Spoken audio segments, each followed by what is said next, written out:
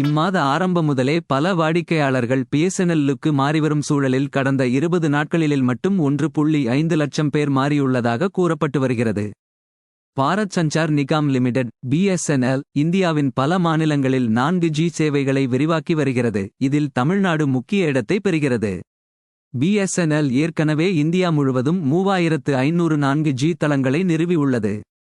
4G சேவைகளை மேம்படுத்தும் திட்டத்தின் கீழ் TCS மற்றும் அரசு நிறுவனம் ITI ஆகியவற்றுடன் இணைந்து செயல்படுகிறது. பிஎஸ்என்எல் ஆத்மநிர்பர் பாரத் சுயநிறைவு இந்தியா திட்டத்தின் கீழ் 4G சேவைகளை உள்நாட்டு தொழில்நுட்பத்தை பயன்படுத்தி விரைவில் அறிமுகப்படுத்த உள்ளது. இந்த புதிய 4G சேவைகள் 2024 ஆகஸ்ட் மாதம் தொடங்கும் என்று எதிர்பார்க்கப்படுகிறது. மேலும் பிஎஸ்என்எல் 2024 இறுதிக்குள் 1,12,000 டவர்ஸ் அமைக்க முடிவு செய்துள்ளது. இது 5G சேவைகளை அறிமுகப்படுத்தவும் உதவும். பிஎஸ்என்எல் மொத்த செலவில் 19,000 கோடி ரூபாயின் திட்டங்களை மேற்கொண்டு வருகிறது. பல சலுகைகளை தந்து ஜியோ வாடிக்கையாளர்களை ஈர்த்து வந்த நிலையில் இப்போது ஏற்பட்டுட்டிருக்கும் விலையேற்றத்தின் காரணமாக வாடிக்கையாளர்களை இழந்து வருகின்றன. மேலும் இது போன்ற தகவலுக்கு தொடர்ந்து இணைந்திருங்கள். வணக்கம் நியூஸுடன்.